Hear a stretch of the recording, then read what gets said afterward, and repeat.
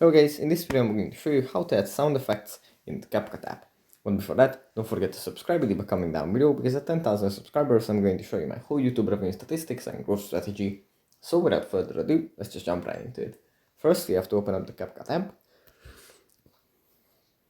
And here it opens up in the edit menu. From here we just have to select the project that we want to work on. And then in the project, in the bottom row, we tap on audio, then tap on sound effects.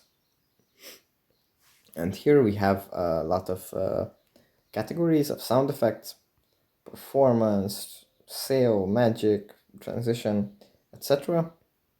And we can select from these and just tap on one that we want to add and tap on the OK.